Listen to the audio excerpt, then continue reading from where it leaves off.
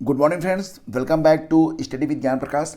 देखिए friends, UP PCS 2023 के लिए ऑनलाइन आवेदन अभी भी लिए जा रहे हैं और अभी जो पदों की संख्या है वो 173 जो कि नोटिफिकेशन में है दर्ज कि कुल पद 173 हैं, लेकिन अब ये पद बढ़ चुके हैं। जैसा कि मैंने आपसे पहले ही कहा था कि प्रारंभिक परीक्षा से पहले जितने भी अध्याचन प्राप्त होंगे वो नोटिफिकेशन में ऐड हो जाते हैं और इस प्रकार से पदों की संख्या बढ़ती जाती है।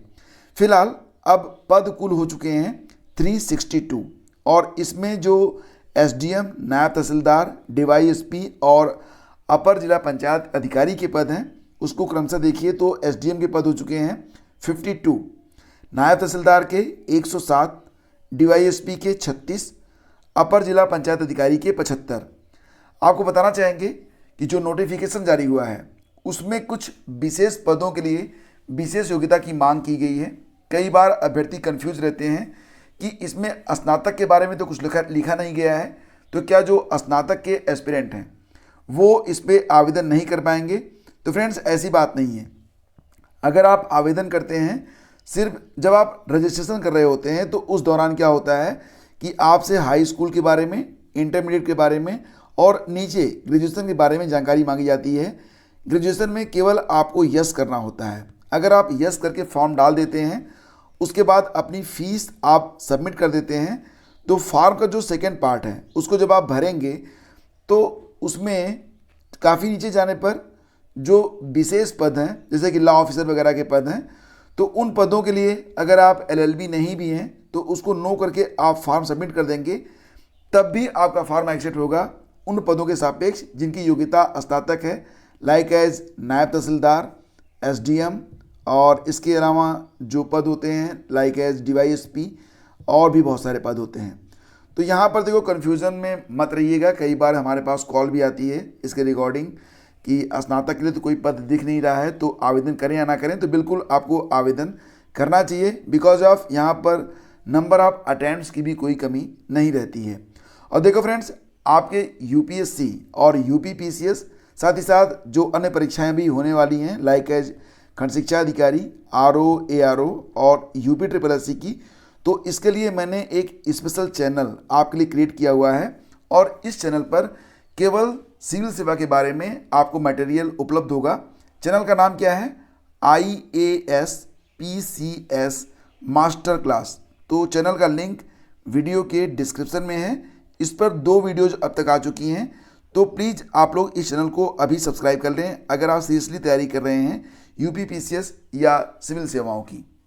आगे बढ़ते हैं फ्रेंड्स, और देखो अगली खबर है कि एडेड कॉलेजों में 2707 प्रधानाचार्य जो पद हैं उन पर भर्ती जल्द होगी।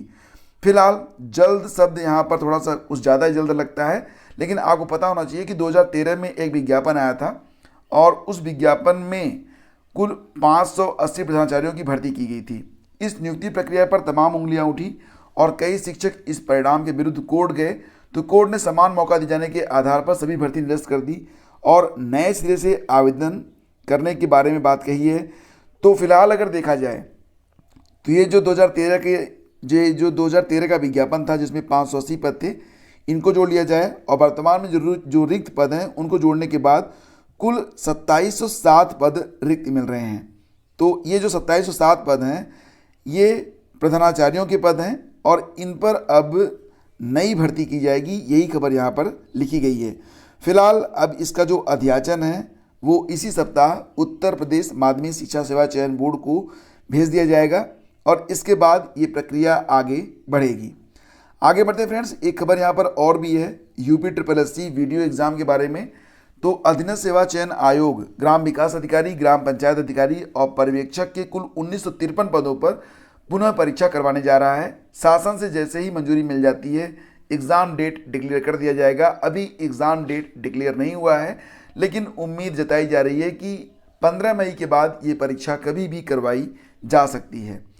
कुल 14 लाख आवेदन हुए थे। नए आवेदन तो नहीं लिए जाएंगे, सिर्फ पुराने आवेदन ही इसमें रहेंगे। और ये जो वीडियो का पद होता है विलेज डेवलपमेंट ऑफिसर, तो ये पद भी काफ़ी गरिमापूर्ण माना जाता है। तो जितने लोगों ने इसमें आवेदन किया था उनका कंपटीशन नए एस्पिरेंट से होगा नहीं, तो अगर थोड़ी सी मेहनत कर लेंगे आप लोग तो इसमें आपका सिलेक्शन हो जाएगा। कुल 1953 पद हैं, यानी कि पदों की संख्या भी काफ़ी ज़्यादा है। तो मैं तो यही कहूँगा कि अगर आप एक अदद नौकरी की तलाश में हैं तो वीडियो एग्ज़ाम में अगर आपने आवेदन किया हुआ है तो ये आपके लिए गोल्डन चांस है। इसके बाद जब वैकेंसी नहीं आएगी तो उसमें आपको जो है कड़ी प्रतिस्पर्धा का सामना करना पड़ेगा, लेकिन यहाँ पर कोई खास कंपटीशन नहीं है। देखते हैं आगे क्या होता है। फिलहाल आप लोग तैयारी में लगे रहिए, आपके पास 2 से 3 महीने का समय है। आगे बढ़ते हैं तो देखो यहाँ पर army public school new cantt Allahabad से वॉक इन इंटरव्यू के लिए एक नोटिस जारी हुई है आज के अमर उजाला अखबार में। तो देखो सबसे पहले आपको ये बता दें कि ये यहाँ पर स्पष्ट लिखा गया है प्राइवेट अनएडेड स्कूल है और इसमें कोचेज की ज़रूरत है। Badminton, basketball, tennis, football and taekwondo. Eligibility क्या है कि आपने 10+2 पास किया हो और मिनिमम नेशनल या फिर स्टेट लेवल सर्टिफिकेट आपके पास हो। सैलरी जो है वो APS के नाम के मुताबिक रहेगी। आपका जो वॉक इन है मतलब इंटरव्यू वो 1 अप्रैल को होगा कैंपस और पूरी जानकारी आपको यहाँ पर दी गई है। नोटिफिकेशन आपको मिल जाएगा टेलीग्राम चैनल स्टडी विज्ञान प्रकाश पर। और देखिए फ्रेंड्स, केंद्रीय विद्यालय नैनी इलाहाबाद में भी वॉक इन है और ये वॉक इन है 31 मार्च को। तो यहाँ पर आप देख सकते हैं कि KV नैनी वेबसाइट जो है naini.kvs.ac.in पर, वहाँ पर जाइए और आप वहाँ पर सारी डिटेल्स प्राप्त कर सकते हैं। 31 मार्च 2023 को सुबह 9 बजे से विद्यालय में साक्षात्कार की जो प्रक्रिया होगी वो स्टार्ट होगी। पद कौन कौन से हैं तो PGT में भौतिकी, रसायन विज्ञान, जीव विज्ञान, अर्थशास्त्र, कंप्यूटर साइंस, अंग्रेजी, और TGT में विज्ञान, सामाजिक विज्ञान, गणित, हिंदी, अंग्रेजी और संस्कृत। साथ ही साथ PRT कंप्यूटर अनुदेशक और डाटा एंट्री ऑपरेटर का पद है। जब आप वॉक इन के लिए जाएं यानी कि इंटरव्यू के लिए जब आप जाएं तब आप अपने साथ आवेदन पत्र के साथ अपनी पासपोर्ट साइज की एक फ़ोटो, समस्त शैक्षिक प्रमाण पत्र की मूल प्रति और स्वप्रमाणित प्रति अवश्य लाएँ। देखो फ्रेंड्स, यहाँ पर मैं आपको सलाह दूंगा कि आप अपने जो डॉक्यूमेंट्स हैं उनकी कलर फ़ोटोकॉपी लेकर जाएं और मतलब हो सकता है वो लोग जमा भी करवा लें तो कलर फ़ोटोकॉपी लेके जाएं ताकि आपको कोई दिक्कत वहाँ पर न आए। और इसी के साथ देखिए एक खबर यहाँ पर और भी आ रही है। जितने भी लोग KVS की परीक्षाओं में शामिल हो चुके हैं, लाइक एज प्राइमरी की, TGT की और PGT की, तो इसके पहले जब NVS की जो परीक्षाएं हुई थी उसमें सिर्फ अभ्यर्थियों को शॉर्टलिस्ट करके भेज दिया गया था, कट ऑफ अब तक जारी नहीं किया गया। तो कई सारे अभ्यर्थी हैं उनके मन में आ रहा है कि क्या KVS में कट ऑफ जारी होगा या नहीं होगा। तो यहाँ पर आप पेज नंबर 8 पे जाएंगे तो आपको H सेक्शन में लिखा गया है कि जितने भी कैंडिडेट कट ऑफ मतलब जो लोग शॉर्टलिस्ट किए जाएंगे उनकी कट ऑफ क्या रहेगी ये भी ऑफिशियल वेबसाइट पर डिक्लेयर किया जाएगा। यानी कि जब रिजल्ट जारी होगा और जो शॉर्टलिस्टिंग होगी वो जारी होगी तो उसके साथ साथ आपकी कट ऑफ भी जारी की जाएगी कि कितने नंबर पर अभ्यर्थियों को शॉर्टलिस्ट किया गया है इंटरव्यू के लिए। तो यहाँ पर जो प्रक्रिया है वो NVS से काफ़ी डिफर है। NVS में कट ऑफ डिक्लेयर नहीं किया गया।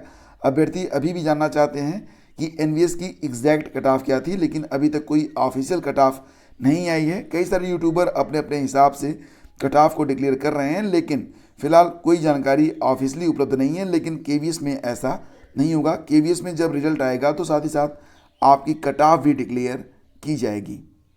और देखो फ्रेंड्स, भर्ती घोटाले का आरोपी गिरफ्तार। बात करते हैं 69,000 शिक्षक भर्ती के बारे में। तो 3 साल से STF के रडार पर था बारीपुर का मायापति और 69,000 शिक्षक भर्ती घोटाले के एक आरोपी को अभी कोराना पुलिस ने फुलवरिया से गिरफ्तार किया है। तो प्रयागराज के सुराव थाने में दर्ज मुकदमे में वह वांछित था और मास्टरमाइंड सहित 12 को पहले ही STF गिरफ्तार कर चुकी है। मतलब ये कि भैया बुरा काम करोगे बुरा नतीजा मिलेगा और आज नहीं तो कल मिलेगा, ये चीज़ें यहाँ पर हैं। 69,000 शिक्षक भर्ती में भी काफ़ी घोटाले की न्यूज आई थी और कई कैंडिडेट ऐसे बैठे थे जो सेटिंग पर काम कर रहे थे और उनके लिए नकल के लिए बड़ा ही टेक्निकल जुगाड़ किया गया था एक टीम के द्वारा। फिलहाल पूरी टीम पुलिस के कब्जे में है और जो इक्का दुक्का लोग अभी फरार थे अब उनको भी पकड़ा जा रहा है। बाकी जानकारी आपको न्यूज़पेपर में मिल जाएगी, लेकिन यहाँ पर आपको ये चीज़ें बतानी जरूरी थी क्योंकि आप भी एक एस्पिरेंट हैं। केंद्रीय विद्यालय संगठन नई दिल्ली प्रवेश सूचना 2023-24। तो जितने भी लोग कक्षा 1 में और कक्षा 6 में अपने घर के बच्चों का KVS में एडमिशन करवाना चाहते हैं उनको यहाँ पर सूचित किया गया है कि कक्षा 1 में प्रवेश के लिए ऑनलाइन आवेदन यानी कि जो पंजीकरण होगा, रजिस्ट्रेशन होगा, वो 27 मार्च से स्टार्ट होगा और ये चलेगा 17 अप्रैल तक। तो ध्यान दीजिएगा कि KVS ऑनलाइन admission.kvs.gov.in पर ये जो आपका रजिस्ट्रेशन होगा वो किया जा सकता है। इसके अलावा KVS का जो एंड्रॉयड ऐप है उस पर भी आप रजिस्ट्रेशन कर सकते हैं। ठीक है। कक्षा 1 में प्रवेश के लिए जो न्यूनतम एज लिमिट है वो 6 साल होनी चाहिए और उम्र की गणना 31 मार्च से की जाएगी। तो यहाँ पर बहुत सारे लोग जानना चाहते थे कि KVS में कक्षा 1 में एडमिशन कब से स्टार्ट होगा।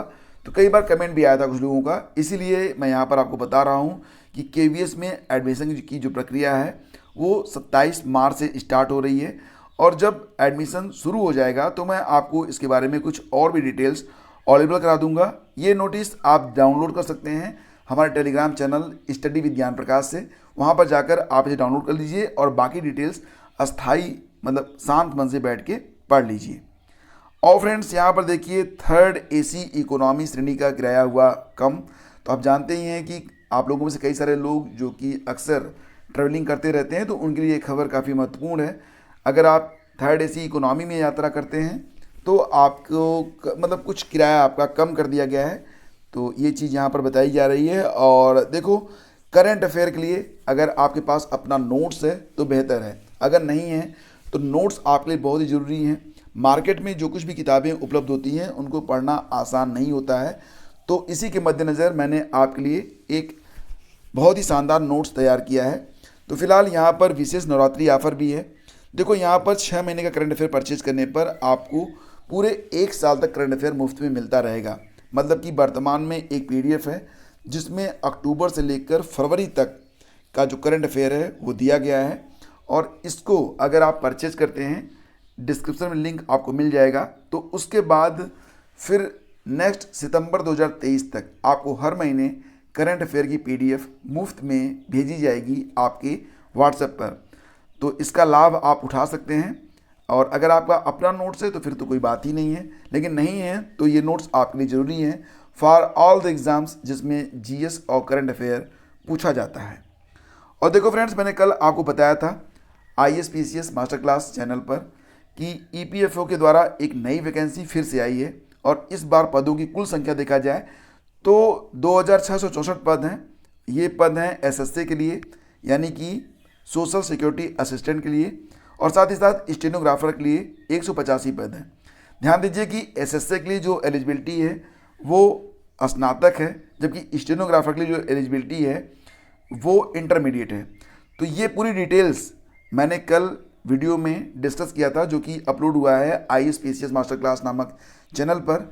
डायरेक्ट लिंक वीडियो के डिस्क्रिप्शन में है, जाकर इसको आप अभी देख लीजिए। और बहुत ही शानदार जॉब होती है और ये जॉब भी आपकी सिविल सेवाओं से कम प्रतिष्ठा नहीं रखती है। तो बाकी जानकारी आपको मिल जाएगी नए वीडियो में जो अपलोड हो चुका है। लिंक पहले कमेंट बॉक्स और डिस्क्रिप्शन में है, जाकर चेक कीजिए। और हाँ, आप लोगों से पुनः निवेदन करता हूँ कि ISPCS मास्टर क्लास को सब्सक्राइब करना बिल्कुल भी मत भूलिएगा। Thank you so much, have a great day, जय हिंद।